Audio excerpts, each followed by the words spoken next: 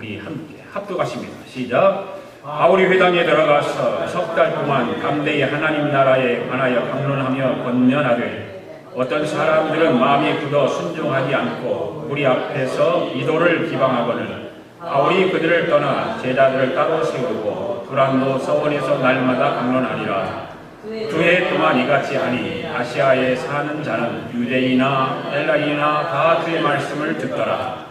하나님이 바울의 손으로 놀라운 능력을 행하게 하시니 심지어 사람들이 바울의 몸에서 손수건이나 앞치마를 가져다가 병든 사람에게 얹으며 그 병이 떠나고 악기도 나아가더라. 이에 돌아다니며 마술하는 어떤 유대인들이 시험 삼아 악기 들린 자들에게 주 예수의 이름을 불러 말하되 내가 바울이 전파하는 예수를 의지하여 너에게 명하노라 하더라. 유대 한 제사장 스게와의 7 아들도 이 일을 행하더니 악기가 대답하여 이르되 내가 예수도 알고 바울도 알거니와 너희는 누구냐 하며 악기 들린 사람이 그들에게 뛰어올라 눌러 이기니 그들이 상하여 벗은 몸으로 그 집에서 도망하니라. 에베소에 사는 유대인과 헬라인들이 다 이 일을 알고 두려워하며 주 예수의 이름을 높이고 믿은 사람들이 많아 와서 자복하여 행한 일을 알리며 또 마술을 행하던 많은 사람이 그 책을 모아가지고 와서 모든 사람 앞에서 불사르니 그 책값을 계산한 즉 은 5만이나 되더라. 이와 같이 주의 말씀이 힘이 있어 흥왕하여 세력을 얻으리라. 아멘. 오늘 함께 은혜 받기를 원합니다. 인사 한번 나누십시오.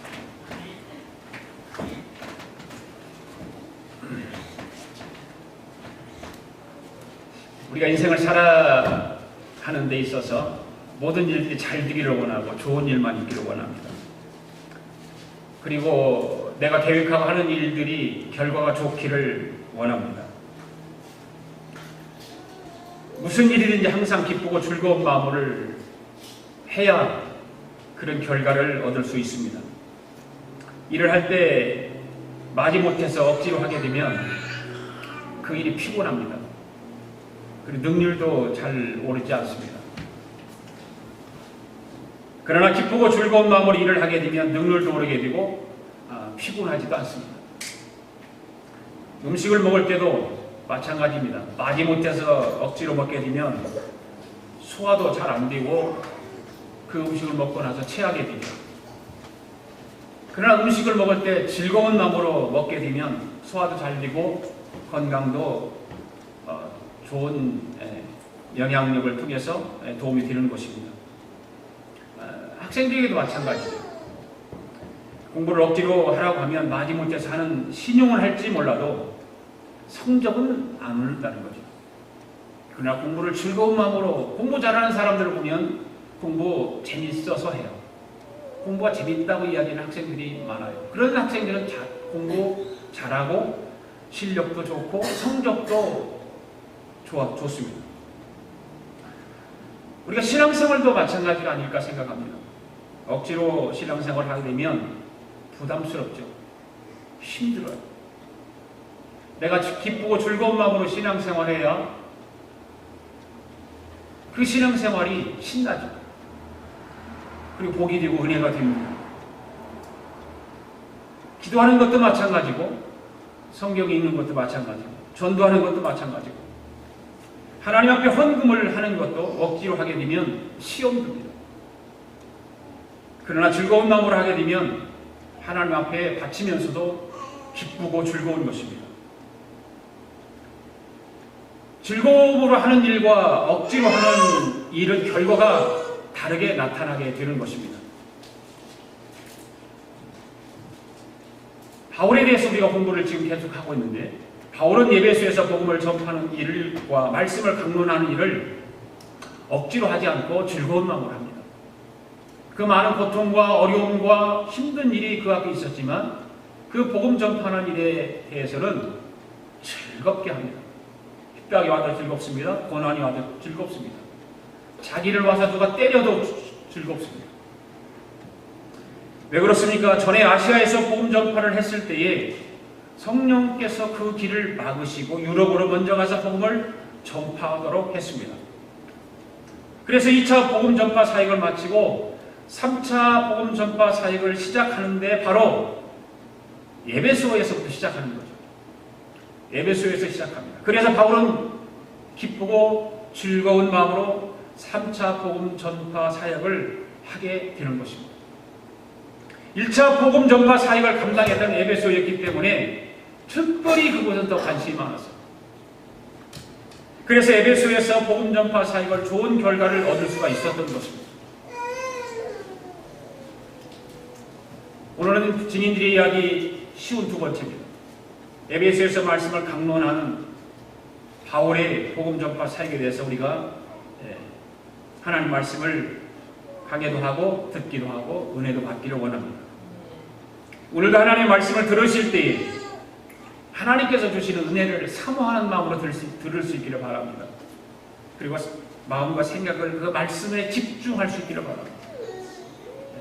그래서 그렇게 경청을 하면 그 하나님의 말씀이 내 신앙에 큰 영향력을 끼치고 좋은 결과를 얻게 되는 것입니다. 첫 번째로 말씀에 집중해서 강론하는 바울을 한번 우리가 생각해 보기를 원합니다. 8절 9절 읽습니다. 시작.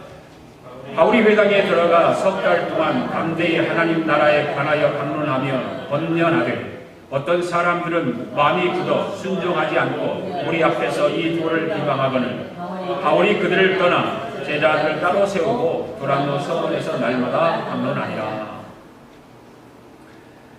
3차 선교 여행 도중에 사도 바울은 에베소에서 제자들에게 무슨 말을 했나요? 너희가 믿을 때 성령을 받았느냐? 지난 주일날 우리가 이걸 공부했잖아요. 너희가 믿을 때 성령을 받았느냐? 이렇게 도전을 하고 그곳에서 상당한 기간 동안 머물러 있으면서 복음을 전합니다. 처음 3개월 동안에는 회당에서 말씀을 전했지만 비방하는 사람들이 생겼습니다. 그 비방하는 사람들 때문에 결국 믿는 사람들과 회당을 떠나서 두란노 소원이라고 하는 곳으로 장소로 옮겨서 그곳에서 말씀을 강론합니다. 바울이 회당에서 하나님의 말씀을 강론한 내용이 무엇입니까? 오늘 8절 9절의 말씀을 보니까 하나님의 나라에 관하여 그렇게 말하고 있습니다. 하나님의 나라에 대해서 바울은 두란노 소원이라는 곳에서 강론을 하기 시작합니다. 바울은 복음 전파를 하면서 하나님 복음을 전하고 말씀을 전할 때에 어떤 사회적인 주제를 가지고 말하지 않습니다. 세상에 대한 이야기를 말하지 않습니다. 현대인들이 좋아하는 어떤 축복의 메시지라든지 성공에 대한 이야기를 하지 않습니다. 온전히 바울은 아시아, 유럽 각지를 돌아다니면서 복음 전파를 하는 데 있어서 하나님의 나라에 대해서만 강론합니다. 오늘도 역시 에베소에서 복음 전파하는 그 일을 하는데 그 두란노 소원이라고 하는 곳에서 하나님의 나라에 대해서 강론을 합니다. 바울이 하나님 나라에 대해서 가르치고 권면한 말씀들은 바로 예수님께서 천국 복음을 전파하신 일들을 보면 예수님도 역시 하나님의 나라에서 천국 복음을 전파했던 것을 우리는 기억합니다. 오늘날 이런 것을 보면서 각 교회들을 돌아봅니다. 너무나도 하나님 나라와는 거리가 멀고 인본주의적이고 세상적인 이야기들로 강단에서 전해지고 있는 것이 주류를 이루고 있다는 사실입니다. 교회에서는 오직 하나님의 나라와 예수 그리스도에 대해서만 가르치고 배울 수 있어야 합니다. 아멘. 사도 바울이 하나님의 나라에서 복음을 전파할 때 어떤 방법을 하고 있습니까? 강론했다 그래요. 강론했다. 일반적인 선포가 아니라 그 하나님의 나라에 대해서 복음을 선포하면서 담대하게 전하면서도 듣는 사람들을 이해를 시키고 설득시키는 방법을 했다고 말해요. 하나님의 나라에 대해서 모르는 사람들에게, 예수 그리스도에 대해서 모르는 사람들에게 어떻게 하면 그 성경을 가지고 하나님의 말씀을 가지고 이해시키려고 했었고 설득을 시켰던 것입니다. 어떤 사본 성경에는 매일매일 5시간씩 3개월 동안 말씀을 강론했다라고 기록되어 있습니다. 매일 5시간씩 3개월 동안 하나님 말씀을 강론해요. 보통 교회들이 부흥회를 하면 3시간씩 3일 정도 하죠. 3일 정도. 그래도 부흥회를 통해서 많은 것들을 배우게 되고 은혜를 받는데 하루에 5시간씩 3개월 동안의 말씀을 들었으니까 그 에베소에 있는 사람들이 얼마나 많은 것을 배웠겠습니까? 여러분들, 내가 여기 서서 5시간 설교를 한다고 생각해 보세요. 끔찍하지 않을까요? 제일 먼저 반대할 사람은 우리 집사람이에요. 1시간만 설교해도 오늘 설교 길었다고 이야기하는 거예요.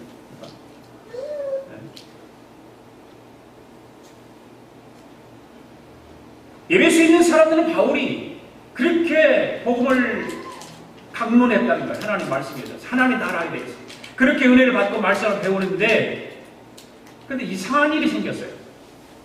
하나님의 나라에서 복음을 전파하고 예수 그리스도에서 복음을 전파하고 강론을 하는데 이상한 일이 생겼습니다. 바로 무슨 일입니까? 은혜가 있는 곳에 마귀가 역사한다고 성경은 말하지 않습니까?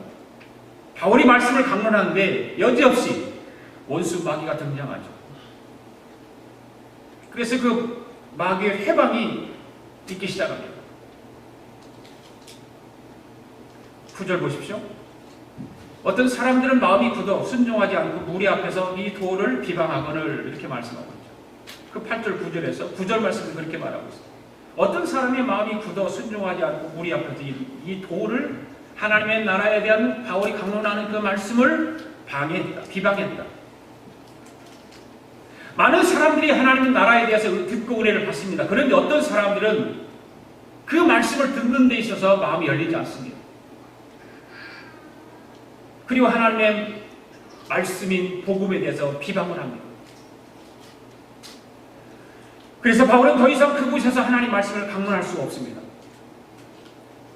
여러분, 하나님 앞에서 복 있는 사람은 어떤 사람일까요? 하나님 앞에서 복 있는 사람, 바로 하나님 말씀을 잘 듣고 순종하는 사람이 아닐까요? 하나님은 그런 사람을 가장 좋아하세요. 하나님은 그런 사람들을 통해서 영광을 받기를 원하세요. 마음을 열지 못하고 꼭 닫고 있는 사람은 불행한 사람이죠. 하나님 전에 나와서 예배를 드리면서 하나님 말씀을 듣는데 그 마음을 열지 못하고 꼭 닫고 있는 거예요. 답답한 거죠. 그리고 하나님 말씀을 듣는데 주의가 산만한 사람들이 있어요. 왜 하나님 말씀에 집중하지 못하고 집중해서 경청하지 못하고 왜 산만할까요? 그리고 그 3, 40분 하나님 말씀을 듣는데 들랑달랑하는 사람도 있어요. 오늘 하나님 말씀을 듣는 여러분들은 마음을 활짝 여시고 하나님 말씀을 집중해서 들을 수 있기를 바랍니다. 사도 바울은 말씀을 비방하는 사람들 때문에 어쩔 수 없어요. 어쩔 수 없이 전략을 바꿔요. 전략을 바꾼 것이 뭐냐? 바로 두란노 사원이라고 하는 곳으로 장소를 바꾸는 거예요.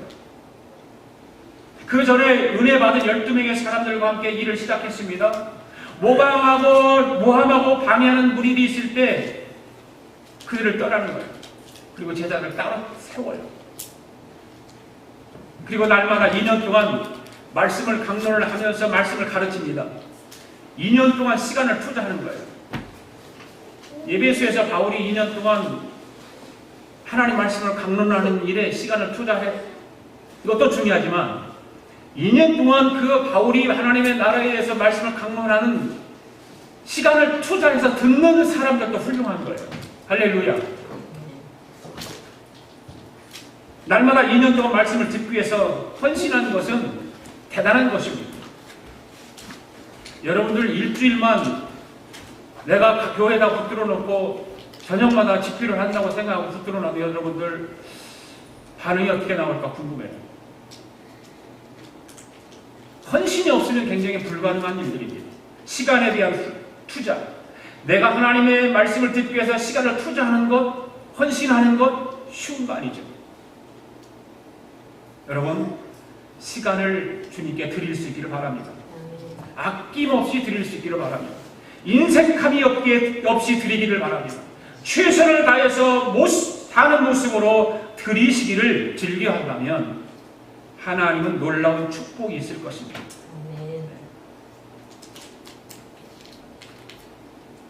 교회가 하나님의 말씀을 강론하고 교회가 하나님의 나라에 대해서 어떤 일을 한다고 한다면 여러분들은 거기에 시간을 무조건 투자해야 돼요. 희생해야 돼요. 바쳐야 돼요. 내 시간 다 해놓고 나머지 시간 하나님 앞에 드리려고 하는 것, 그거 아니죠. 이것도 하고 저것도 하는 것이 아니라 에베소의 교회 사람들과 그 말씀을 강론하는 바울은 한 가지 일을 위해서 모든 것을 포기하기 시작합니다. 모든 것을 위해서 포기합니다. 포기가 없으면 헌신하는 건 불가능한 것입니다. 그렇죠?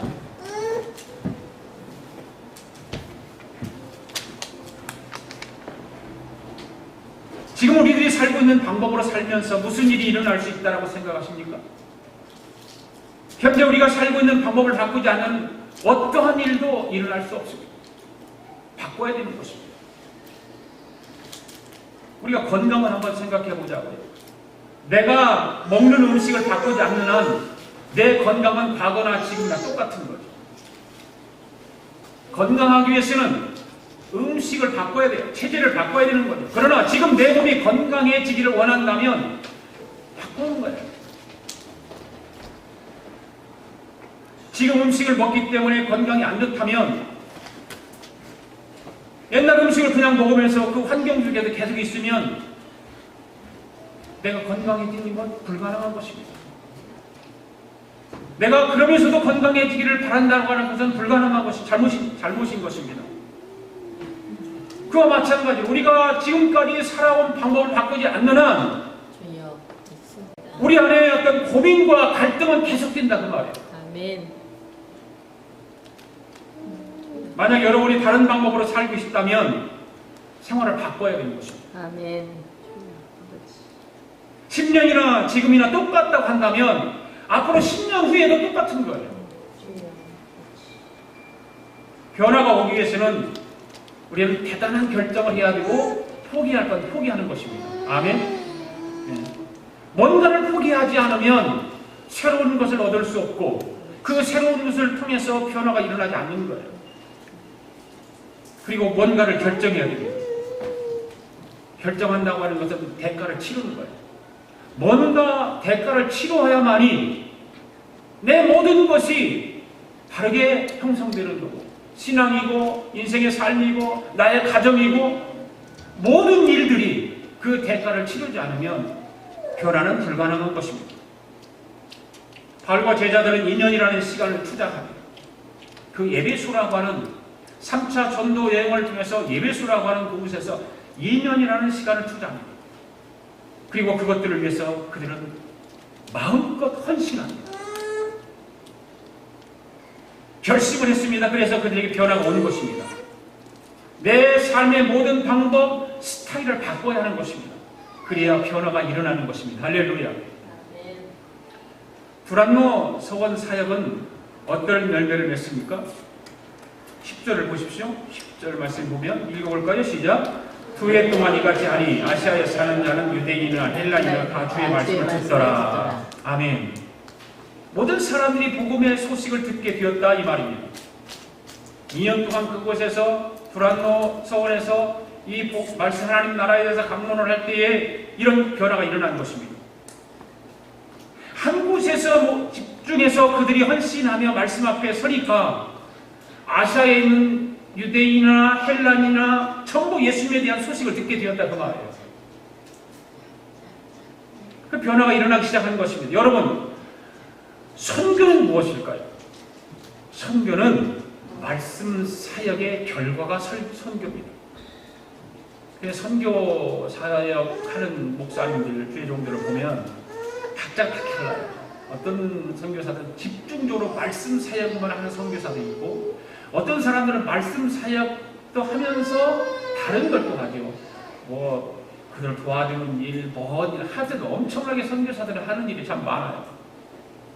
그런데 말씀 사역에 빠지면 결과가 별로 나타나지 않는 거예요.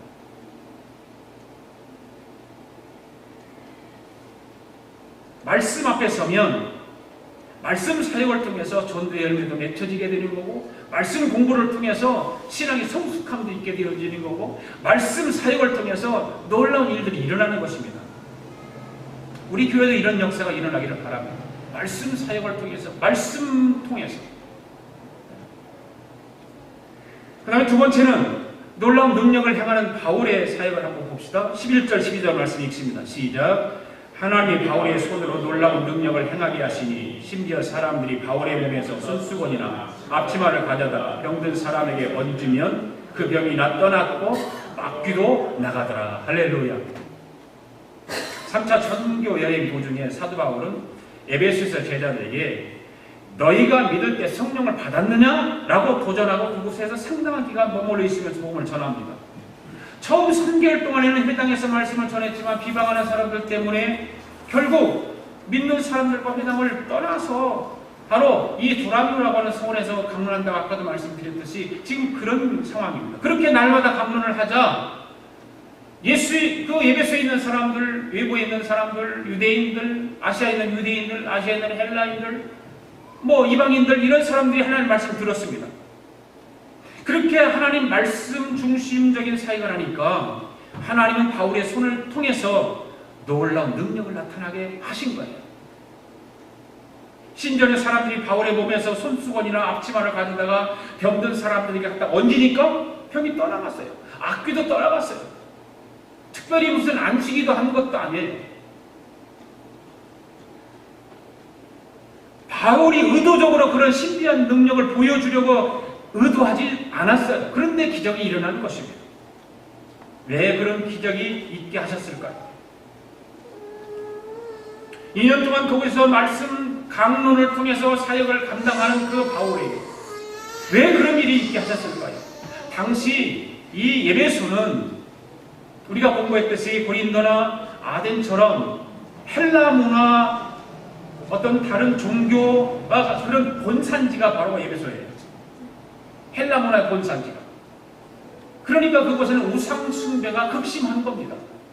굉장한 우상 숭배들이 많았습니다. 그래서 그곳 사람들을 바울이 그곳에 머물면서 2년 동안 말씀을 강론하고 하나님 나라에 대해서 가르치니까 그런 일이 일어나게 된 거예요.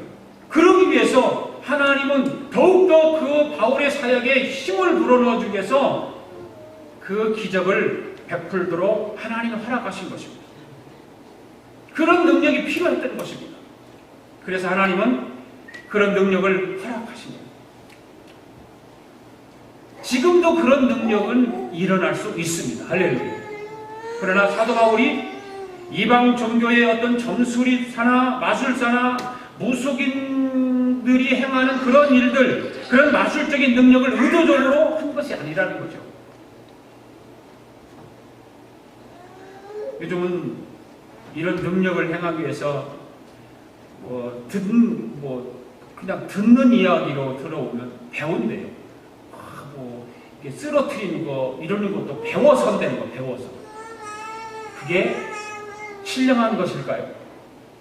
그걸 배우기 위해서 목사님들이 또 그런 곳을 쫓아다녀요. 가서 배워요. 또 배워와서 또 생활한다고 또 신용도 내고 그러죠.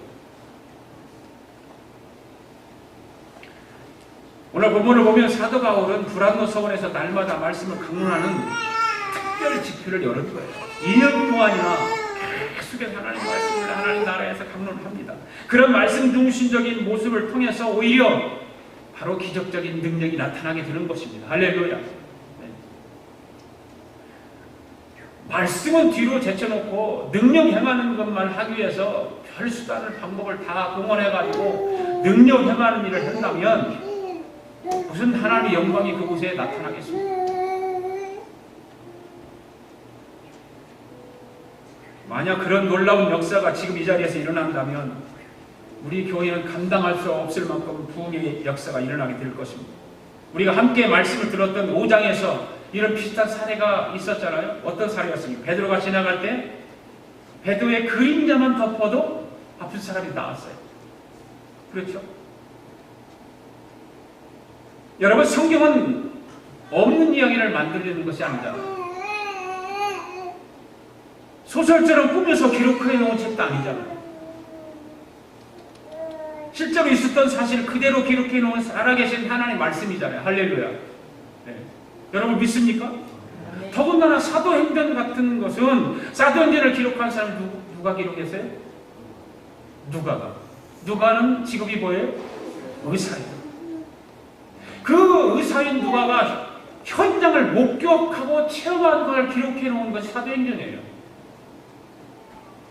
들은 것이 아니에요. 그렇기 때문에 하나님 말씀은 능력으로 나타나는 것입니다. 할렐루야.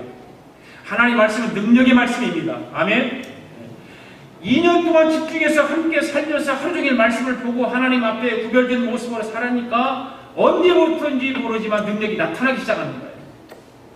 하나님 말씀에 집중해서 여러분들 읽고 공부하고 하나님 말씀을 집중해서 들으면 능력이 나타나는 것입니다.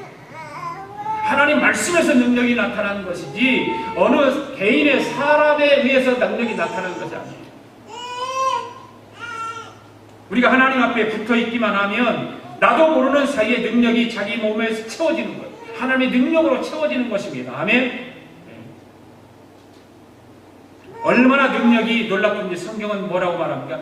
놀라운 일이라고 해요. 놀라운. 개역성경은 희한한 일이라고 해요. 희한한 일.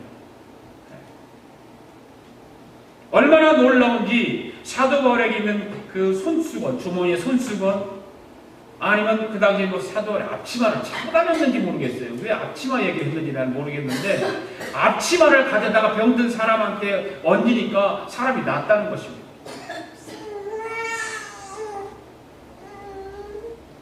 그러니 사도 바울이 직접 손으로 갖다가 안수를 했으면 얼마나 더 큰 능력이 나타나지 않았을까.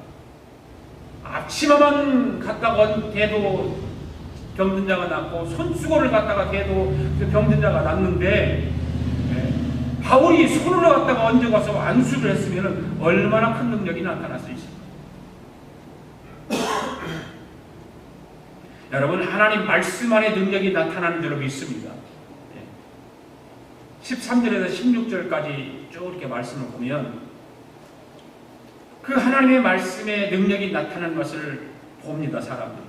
어떤 유대인들과 또 유대 제사장인 스게와라고 하는 사람들이 그 아들들이 그래서 예수님의 이름을 가지고 귀신을 내쫓아내기 위해서 사도 바울이 예수 이름으로 명하는 것을 일종의 주문처럼 생각한 거예요. 아 이거 그렇게 그냥 주문처럼 외워가지고 하면 되는가 보다. 그리고 자기들도 그렇게 하면 능력으로 나타날 줄 알았습니다. 그 성경 연구가들에 의하면 유대인들의 계보에 이 스게와라고 하는 이름을 가진 제사장 없대요. 그런데 신기하게 이 성경에는 나와 있는데 그렇다면 스게와는 유대를 떠나서 타 지역으로 이민 생활하면서 어떤 자기의 삶을 위해서 제사장 출신이었다고 사칭했을 가능성이 많아요. 그런 스게와의 영향을 그의 7 아들들도 받았을 것이다.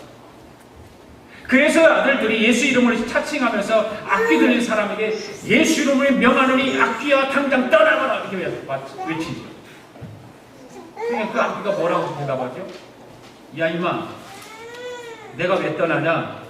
나는 예수도 알고 바울도 알아. 너는 누구야? 이렇게 말하죠.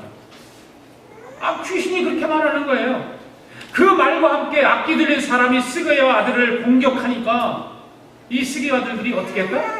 벗은 몸으로 도망쳐버리는 거예요.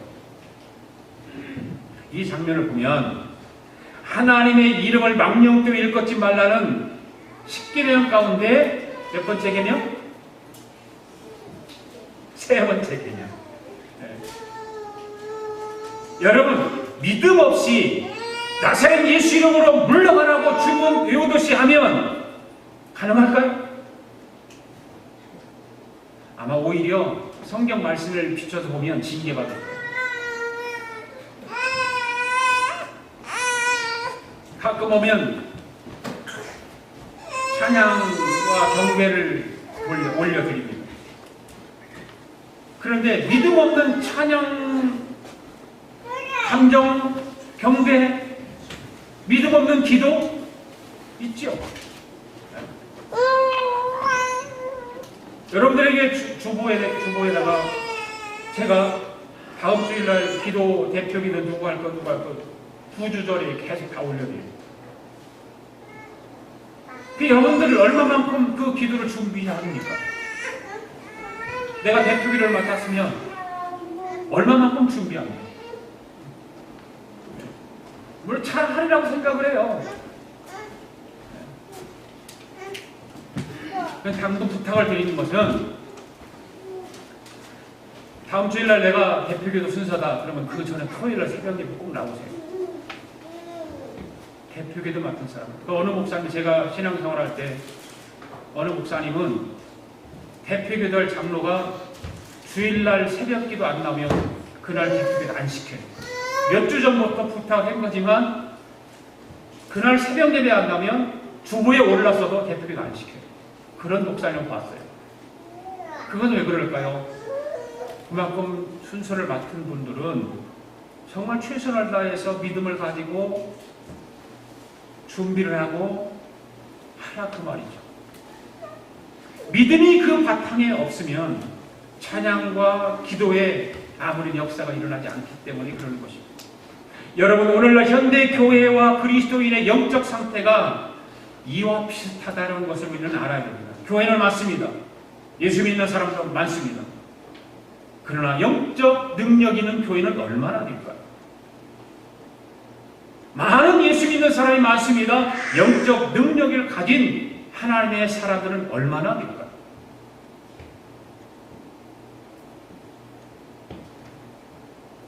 베드로가 성전 비문에서 구걸하는 그 안뱅이에게 베드로가 말합니다. 은과 금은 내게 없거니와 내게 있는 곳으로 내게 주노니 곧 나사렛 예수 이름으로 걸어라고 했을 때 고쳐졌어요. 치료받았어요. 그런데 오늘날 교회 안에는 은과 금은 있는데 예수 그리스도가 없다고 말해요. 지금 교회가 다시 찾아야 하는 것은 건물이 아니고 방법이 아니고 사람이 아니고 예수 그리스도의 능력인 것입니다. 우리는 그 예수 그리스도의 능력을 덧입기를 원합니다. 힘입기를 원합니다. 하나님의 나라는 말이 있지 아니하고 능력이 있다고 말씀하고 있습니다. 할렐루야. 그래서 소수의 사람이 중요한 거예요. 교회가 크다고 많은 사람들이 다 하나님의 일을 하는 거 아니에요. 소수의 사람들이 하는 거예요. 다수가 큰 일을 하는 것이 아니라 소수가 하나님의 부름받은 사람들이 하나님의 일을 하는 것입니다. 아멘. 기도원의 300용사를 우리는 기억하지 않습니까? 세상을 변화시킬 수 있는 사람은 바로 이런 사람들인 것이죠. 여러분, 99% 헌신된 사람, 100명보다는 100% 헌신 사람 하나가 더 필요한 거예요. 할렐루야. 100% 헌신된 한 사람. 하나님 그런 사람을 원하시는 거예요. 오늘날 교회는 적당하게 예수 믿고 적당하게 헌신한 사람들, 적당히 교회에 오는 사람들이 많기 때문에 아무리 많아도 그 안에서는 아무런 능력이 나타나지 않는 것입니다. 오늘 우리에게 사도행전에서 나타난 하나님의 말씀을 통해서 강론했을 때에, 그 강론의 말씀을 들었을 때에 능력이 나타난 것처럼 우리에게도 그런 능력이 있어야 될 줄 믿습니다. 그러기 위해서는 뭐가 필요할까요? 헌신하기 필요합니다. 헌신. 그러기 위해서는 내 것을 포기해야 돼요.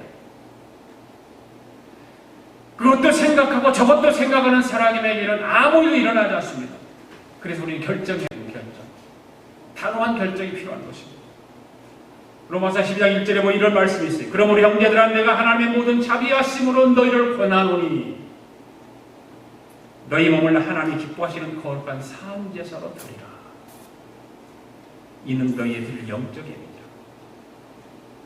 이 말씀에 보면 너희 몸을 하나님이 기뻐하시는 거룩한 사함제사로 드리라고 이렇게 말씀하고 있어요.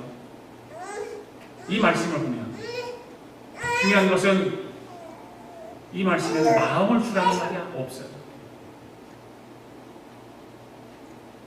우리 생각 같아서는 마음을 주는 것이 더 중요하다고 생각할 수 있습니다. 그런데 성경은 오늘 로마서 12장 1절에서 이렇게 말하지 않습니다. 몸을 달라는 거 주님. 네 몸이 필요하다는 거예요. 네 몸으로 헌신하는 것이 필요하다는 거예요. 그래서 내 몸을 드리라는 거예요. 이것이 뭘까요? 헌신입니다. 희생하는 것입니다.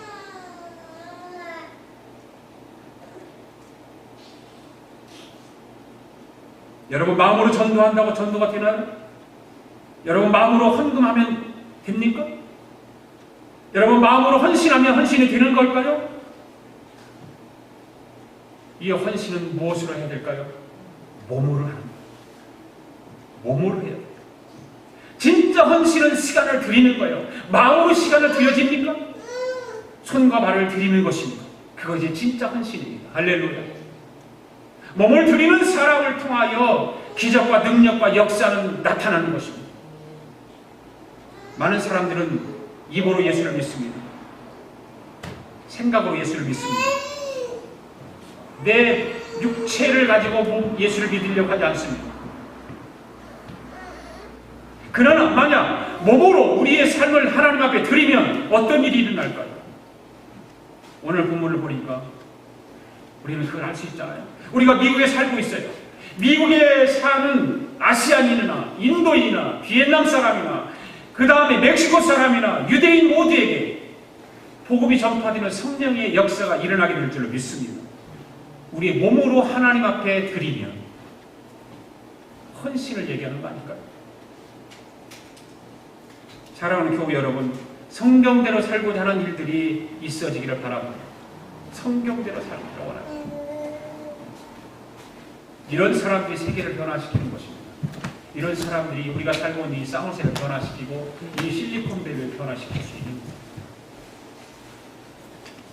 교회를 10년 동안, 20년 동안, 30년 동안 다녀도 왔다 갔다 하는 사람이 되지 않기를 바랍니다. 변화가 없어요, 그렇게 하면. 근데 마지막 세 번째로 바울이 말씀을 두란노 서원에서 강론했을 때 사람들이 회개하고 말씀이 흥왕하는 결과가 나타났습니다. 봅시다. 17절에 19절까지 시작. 에베소에서 사명이 되는 다 일어나고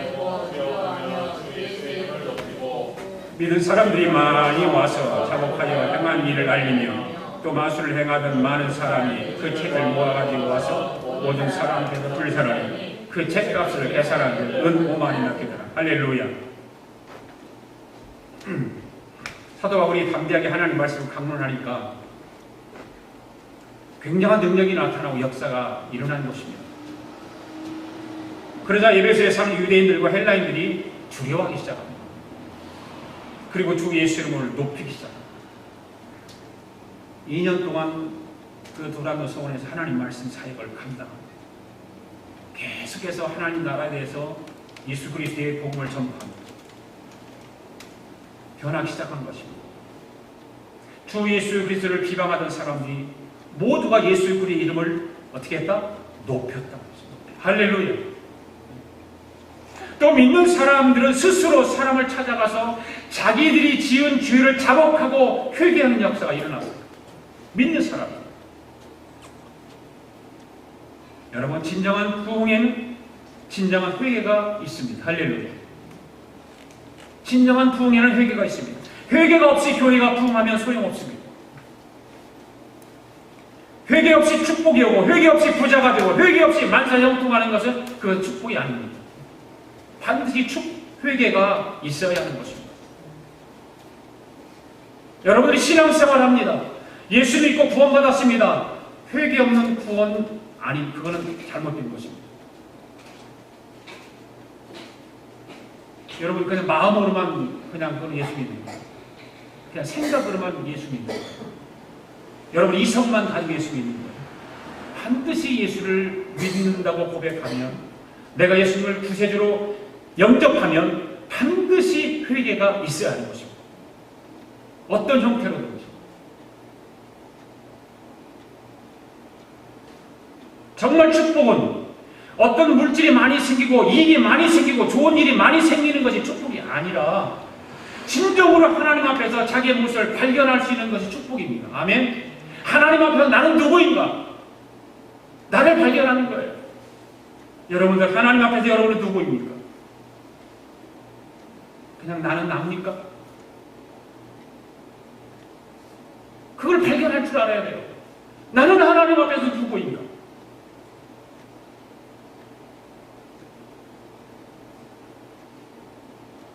마태복음 5장에서 말하잖아요. 천국에 대해서 팔복에 대해서 얘기할 때 마음이 가난한 사람이 천국이 저희 것이다. 바로 마음이 가난한 사람이에요. 자기는 한참 잘해 나가는 것 같은데, 잘 나가는 삶 같은데 가만히 자신을 보니까 형편없는 거예요. 하나님 앞에서 나 자신을 보니까 형편없습니다. 아무것도 한 것이 없습니다. 이것을 깨우치는 것이 가난해지는 상태입니다. 심령이 가난해지는 거예요. 자기가 한참 무엇인 줄 알았다가 아무것도 아님을 느낄 때, 하나님 앞에서 정말 빈털털이고 깡통임을 느낄 때, 그것이 가난이고 그것이 애통함입니다. 애통. 하나님 앞에서 그 애통함이 없으면 우리는 아무것도 아닙니다. 여러분, 회개 없는 영적 도움은 없습니다. 진정으로 회개 운동이 일어나면 누가 누구에게 충고할 필요 없어요.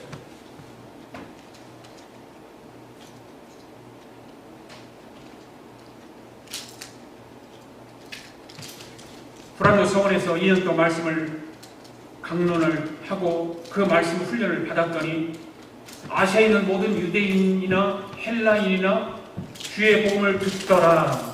이런 말씀처럼 정말 영적 능력을 소유하고 있기만 하면 내 주변의 변화가 일어나는 것입니다. 할렐루야. 내가 영적인 능력을 소유하고 있으면 하나님 앞에서 나는 가난한 사람이고 애통하는 사람으로 있기만 하면 그냥 내 주위는 그냥 변화가 일어나는 거예요. 여러분, 예수님을 만난 삭개오를 한번 기억해 보십시오. 뽕나무에 올라가서 그가 예수님과 눈동자가 마주치는 순간 예수님께서 말씀하세요. 삭개오야, 내려오라. 내가 오늘 네 집에 좀 있겠다. 이 말씀을 듣는 순간 삭개오는 어떻게 했습니까? 주여, 내 소유를 절반을 가난한 사람에게 주겠습니다. 내가 이것을 토색한 것이시면 4배로 갚겠습니다. 이런 고백을 합니다. 이게 진짜 예수님 만난 사람이 아닐까요?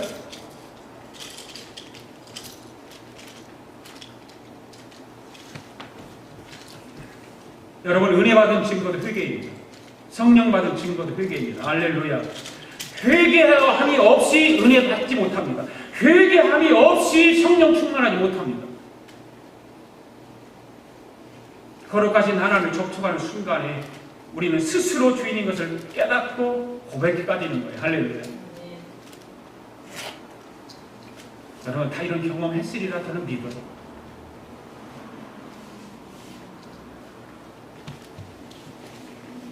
그러다가 그것이 식어지고 또 타협하게 되고 또 회개해야 돼요. 그러면 근데 한 번 회개했으니까 땡! 노! 여러분, 집안 방 청소할 때, 마루 닦을 때 걸레를 하잖아요.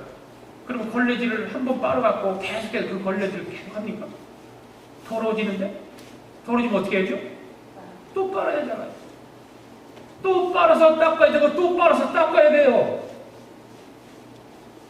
한 번 회개했다고 해서 그냥 많은 것이 아니라 내가 예수 그리스도를 몰랐던 그 회개는 우리는 한 번으로 족하지만 생활 속에서 잘못하고 하는 걸 회개를 계속 해야 돼요.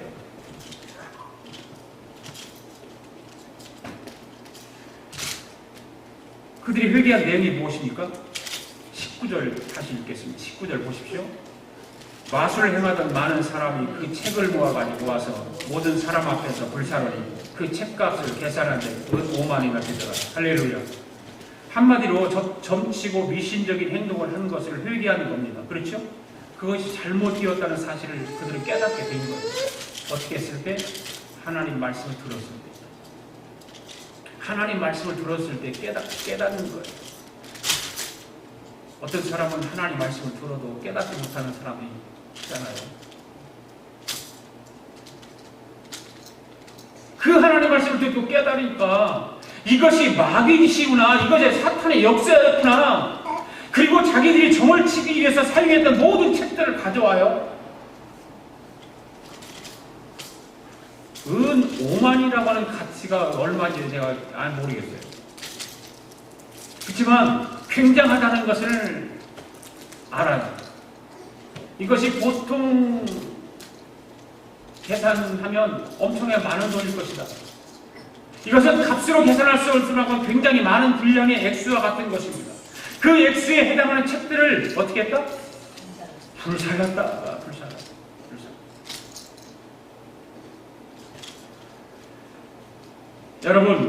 여러분에게 당부합니다. 우리의 삶에 있는 마귀적인 것들이 있다면 예수의 이름으로 불사르기를 바랍니다.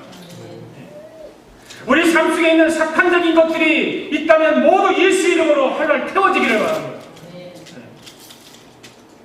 진정한 그리스도인이에요. 그것은 진정한. 내가 잘못한 것 있음에도 불구하고 예수의 이름으로 우리는 그것을 태워야 되고 불살라야 됨에도 불구하고 뻔뻔하게 그냥 살아가는 것입니다. 20절 읽습니다. 시작. 이와 같이 주의 말씀이 힘이 있어 흥왕하니 세력을 얻으니라. 할렐루야. 네. 주의 말씀이 힘이 있어서 우상의 도시 예배소를 변화시켰다 이 말입니다. 아멘. 네. 하나님의 말씀이 바울이 그 도란노 사원에서 2년 동안 하나님 나라에 대해서 예수 그리스도의 복음을 전파하고 강론하니까 그 예배소가 변화가 확 일어나는 거예요. 놀라운 일이 일어나는 거예요. 여러분, 하나님의 말씀이 예배소만 변화시키니까요, 온 세계를 변화시킵니다. 할렐루야. 하나님이 그걸 원하세요. 그래서 많은 선교사들을 파송하고 많은 교회들을 세우게 하시고 지금도 복음이 전파되는 곳에는 계속해서 변화가 역사가 일어나고 있다는 사실을 우리는 믿으시기를 바랍니다. 지금 우리는 영적인 비상사태에 살고 있습니다. 세계를 돌아봐도, 우리가 살고 있는 미국을 돌아봐도, 우리 조국을 돌아봐도 비상사태입니다. 신앙생님들에게 안심할 때가 아닙니다. 조금 잘못하면 우리의 모든 신앙의 삶은 낭떠리에 빠져버리고 어쩌면 쥐리밭 같이 터지고 말 거예요. 그런 상황 속에 우리는 예수 그리스도를 붙들고 살아가다. 그리고 우리는 정신 차려요. 그렇기 때문에 우리 깨어 기도해야 돼요. 여러분, 자신을 말씀으로 지킬 수 있기를 바랍니다. 하나님 말씀으로 나를 지켜야 되는 거예요. 나를 지키지 못하면 그냥 망가지는 거예요. 그리고 겸손하십시오. 그리고 주의 복음을 전파하는 복음의 증인들이 되기 위해서 몸부림치십시오.